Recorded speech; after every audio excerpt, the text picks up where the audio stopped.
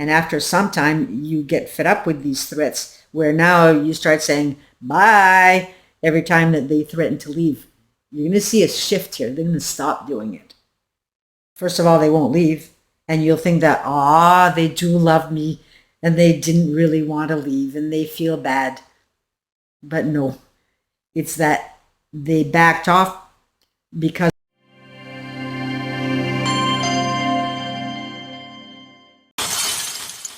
you've tried everything. You've asked nicely. You've explained your side. You've begged for space. You've even raised your voice, maybe more than once. But no matter what you do, the narcissist in your life just keeps pushing. They keep dismissing. They keep crossing lines that leave you feeling that you don't even exist. So how do you get a narcissist to respect you, or at the very least respect your boundaries? Let's talk about that today. And I know most of you have heard that we have to do things like go no contact and ignore their personal threats. And that isn't easy because we ourselves are in need of deprogramming our minds first and foremost, so that we can actually bring to fruition what it is that our conscious mind knows. So we'll first go over the disrespectful narcissist, what works and what doesn't. But then we'll get into a bit of a talk and look at what it is that we can do as step one, so that we can do that step two of setting clear boundaries. So stick around until the end because I've got a few nuggets of wisdom for you. So let's begin. How do we get their respect? Because what you've been told and what actually works are two very different things. Most of us have been taught that if we just stay calm, if we communicate clearly, if we show the other person that we're reasonable and kind, then they'll respect us. But narcissists don't play by those rules. They don't see boundaries as something to honor. They see them as obstacles to overcome. It's a game to them, a challenge, and they love the challenge. To a narcissist, your no isn't a firm line. It's a challenge. Your silence is an invitation to push harder. Your compassion is a weakness to exploit. And the number one thing that we need to really get is the fact that you don't earn respect from a narcissist by being good, patient, loving, or understanding. You earn it, if at all, by becoming someone that they can no longer manipulate. And even then, it's not respect in the way that healthy people give it here. It's more like calculation. It's self-preservation. It's fear of consequences. When a narcissist appears to respect you, it's not about genuine admiration or mutual regard here. It's calculated. It's a mental equation of what they can gain and what it's going to cost them if they cross a line. Their so-called respect is rooted in self-preservation, not connection. They don't respect your boundaries because they understand or value them. They respect them because you've shown them that there's going to be consequences if they don't. And that consequence might be losing access to you, your energy, your attention, your validation, or your compliance. And for a narcissist, that loss is terrifying. So if they do back off or behave, don't mistake it for growth or empathy here. Often it's simply a fear of losing control, fear of exposure, fear of no longer being able to manipulate you. It's not about respect. It's about risk management. Let's say that your partner always threatens to leave every time that things go chaotic because they needed their fix of supply. And after some time, you get fed up with these threats, where now you start saying bye every time that they threaten to leave. You're going to see a shift here. They're going to stop doing it. First of all, they won't leave. And you'll think that, they do love me and they didn't really want to leave and they feel bad. But no, it's that they backed off because of the risk management. If losing you means that they're out on the streets and no longer looking like a king of the castle or a servant, that's what they're up to, control. Let's take a look at what respect looks like in a narcissist's mind. To you, respect might mean being seen, heard, and honored, but to a narcissist, it means power dynamics, control, status. They respect people who don't need them. They respect people that they can't control. So let's talk about boundaries. because this is where most people get trapped. You can set boundaries with a narcissist, but not the way that you would with someone healthy. A healthy person hears, please don't yell at me, and says, I'm sorry, I didn't mean to. A narcissist hears that and thinks, got it. That's your soft spot. That's a trigger. And we can't be authentic with them. What we do have to do is become authentic with us, which I'll be addressing soon. We usually talk to people and treat people with kindness, honesty, and respect, but these people use your behaviors against you, and so you're forced to play a game also, except with you, it isn't for dominance and fun. For you, it's for survival. You have to protect yourself from their attacks, because that's exactly what they're doing to you, attacking. And so we just can't ask them to stop yelling or name calling, or plain old ask them to talk in order to deal with an issue that you're wanting to talk about. A boundary isn't something that you ask for. It's something that you enforce with or without their cooperation. That means if they yell, you hang up. If they gaslight, you leave the room. If they show up uninvited, you don't open the door. You don't explain, you don't defend, you don't try to make them understand. Because the more that you try to explain your boundary, the more you feed their game. Your power is in your action, not in your justification. But with us and our past, we were heavily programmed to freeze, to not defend, to not have a voice.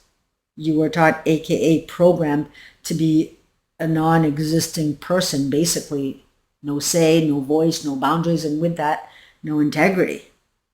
You can't be in integrity if you don't have strong boundaries. And a boundary is not a boundary when it isn't applied. And when it isn't applied, we are not respecting self either. So how can we expect others to respect us? Without healthy boundaries, life becomes unmanageable. We don't get to live the life that we want because everyone else decides that for us. And yet we're not children.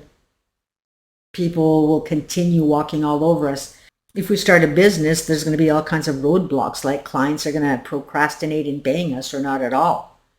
Employees might take too many days off, or we're not going to have our heart in work due to personal issues at home, things of that nature. And then, as though that wasn't enough, we end up in self-hatred. We hate the self for allowing others to walk all over us because we know it. We know we're being stepped on. We feel shame when we're being overcharged for something and knew it and accepted it. We feel needy when we continue taking clients who are late all the time. We feel like pushovers, and unfortunately, we are.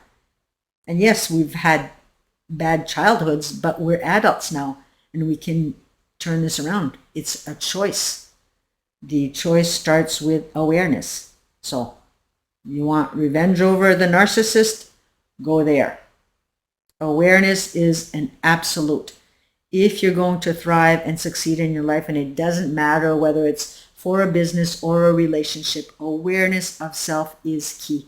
Awareness of self shows you who you are and who you are not. And it's only when you know who you are that's going to give you the courage to be authentic and set boundaries naturally and without shame or guilt tied to it. Awareness means being aware of your values in the context that I'm referring to. Self-awareness shows us our behaviors. Self-awareness shows us how to manage our emotional states. Self-awareness also shows us our capabilities and brings them up to the light.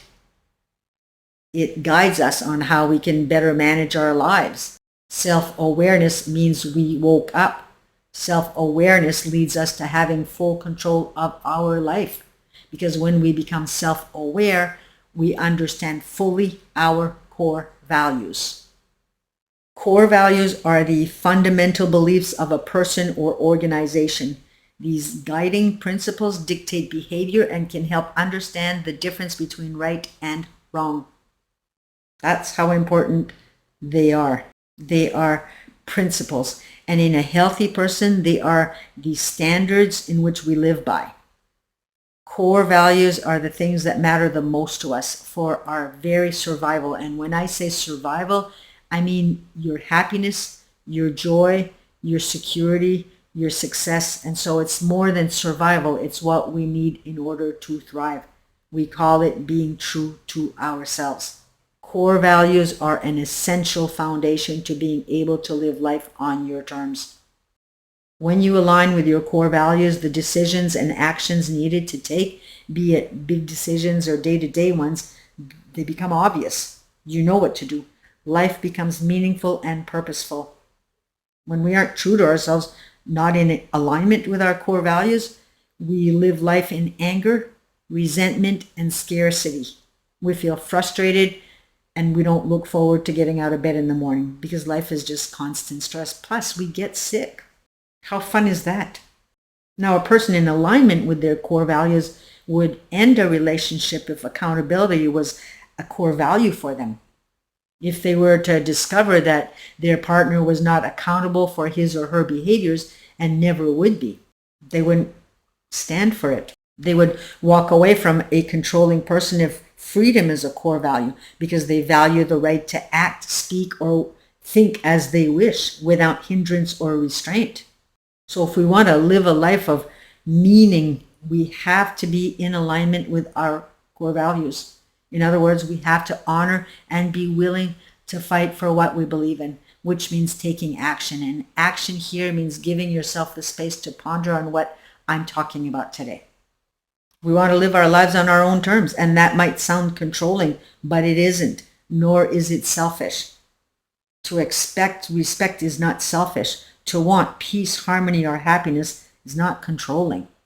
To want a partner in your life that's accountable is not about controlling others. It's about controlling your life, how you want it. But when we don't have core values, we suffer and the people around us suffer. I'm not talking about the narcissist here. As neglected children, our core values got muddled up and disrespected, whether the parent meant to do it or not. We end up totally out of alignment with what was important to us. And then we think that we don't have rights. And often we don't even know what our rights even are. I'll give you an example from my own personal experience here. When I was a little girl, I took the best care of my toys. Every toy was handled with the utmost care and put away in the closet in their original boxes. Yeah, I was a bit of a freak. And I'd put them away as soon as I was finished playing with them. Now, I have no idea where that came from, but all I know is that I really appreciated all of my toys. I valued my things. I valued being responsible for my stuff, and I valued taking care of what was mine. But when our relatives would come to visit, it was a free-for-all on my toys. My cousins were given free rein on all that I owned and could do whatever they wanted, including break them. I had no say in this, no right to say no, because if I refused, I was not nice, and saying no was not polite. I had no say in what I valued, no right to have my own boundaries as a person. I was disrespected because I was being taught that what I valued had no significance, and the others were what mattered. Now, when we would be the ones going to visit our cousins, if I wanted to play with a toy and the cousin said no, I was told that these were their toys and I needed to respect that. See the paradox here? I was also really good at saving money, and I really loved doing it. Growing up, we all received a daily allowance, and my siblings, they'd run to the corner store and buy up all the candy that their allowance allowed. And every day I put mine away, and no one noticed that I'd been saving, so I was able to keep it safe. However, once I grew a little older, 11 actually, I began babysitting. And from the very first night and forward, my mother would have her hand out waiting for me to hand over the money. And it wasn't as though that we were poor either. This continued to happen with work money also as I grew older. And my core values were so lost that by the time I became a full-grown adult, everyone had access to my vehicles but me. And I had no idea that I was out of alignment with my core values. All I knew is that saying no to others made me a bad person, which would make me unlovable and unacceptable, and I would be thrown out of the flock because I wouldn't belong anymore. Not that I really did anyway. We've spent a lifetime taking responsibility for others. When others are in trouble and need help, we're the first ones there. We're the first ones there to help them find solutions for their issues, and we're actually quite good at finding solutions for others. But for us, not so much. Time and time again, we've ignored our own dilemmas. We're everyone's mother, yet we remain a motherless child. If your sister, your friend, your child were being abused by a narcissist, how would you feel about that? And what would you do? Would you accept it? Would you immediately want to help them? I want you to really think about that. Just bring that awareness to mind. Keep bringing in the awareness. Google core values today and write down all the ones that you deem important to you. And you'll find lots, of course, but once you're done, you'll be able to categorize the values into your core values. For example, let's say that the values that ring true for me from the list are accomplishment, growth, accountability, and freedom. Achievement, improvement, quality time, awareness, imagination, assertiveness, humility, beauty, hope, bravery, fun, calm, honesty, commitment, common sense, compassion, independence, and expression. That seems like a lot, right? But then you classify them under one category. For example, improvement, assertiveness, and common sense could go under accountability. Fun, honesty, commitment, humility can be categorized under intimacy as my core value. Independence, expression can be classified under freedom, so on and so forth. So in this case, my core values would be achievement, growth, freedom, and intimacy. And these are all essential for my survival. In other words, for me to want to get out of bed in the morning. But being with the person that was abusive with me, I was not at all in alignment with these core values. I wasn't true to myself, not one bit. If you look at intimacy and all the values that that core value entailed, there was no quality time. For me, quality time means laughter. It means meaningful conversations. It means connected. There was no respect. There was no harmony. There was no sense of belonging. And because these values were not in alignment, it also knocked out and affected the other core values. Take a look at growth. There was no silence. There was no beauty. There was no calm. There was no hope. And my health was going down the tubes.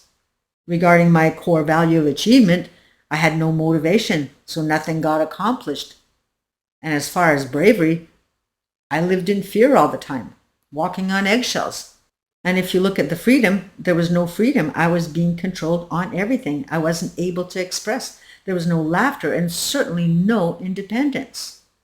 And even if you don't really want to look for your core values right away, at least look at the list of values and know which one of these are important to you. And as you go down each word that you can relate to, ask yourself if you're expressing or living exactly these values in your relationship to the narcissist in your life. It's important to do that because we're back to awareness, and awareness starts to wake us up from that sleep that we've been placed under. Okay, so that being said, let's get back to the narcissist. So what happens when you start enforcing boundaries?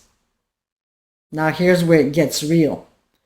When you start enforcing boundaries, the narcissist is not calmly going to accept it. They're going to test you. They're going to punish you. They're going to accuse you of being cruel, selfish, cold, ungrateful. You name it, they'll do it. And this is the part that makes so many people back down because the guilt is designed to wear you down. They know that you deal with guilt and shame. But if you hold your line, if you refuse to engage, refuse to explain, and simply follow through, something shifts. They start to realize that they can't reach you the way that they used to. And that scares the daylights out of them. And that's when the dynamic begins to change. At first, they'll try in their desperation to control you with harsher put-downs, their fits of rage, and more accusations or threats. But once they become clear of the fact that you're now clear, they might pull away, they might hoover, they might try to find someone else to manipulate, but they will start treating your boundary not as something to argue with. but that's something they have to work around. And that's the closest that you'll ever get to a version of respect. So in closing, I want to say that you don't need the narcissist's respect to heal. You don't need their validation to feel powerful. You don't even need them to understand you. You need to understand you. You need you. You need your inner clarity, your own voice, your sacred no, honored by you, no matter how they respond. Because the moment that you stop trying to get respect from someone who is fundamentally incapable of giving it, you start giving it to yourself. And that right there is where real healing begins.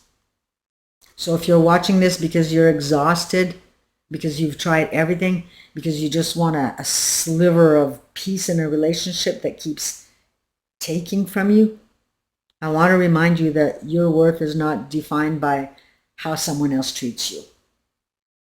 And your boundary is not a request. It's a declaration of self-respect. The narcissist might never respect you in the way that you deserve, but you can learn to respect yourself so deeply that they no longer get to decide who you are. And when that shift happens, like really happens, you're going to be amazed at how small their power suddenly becomes. So take care, and we shall see you in the next video. Bye for now.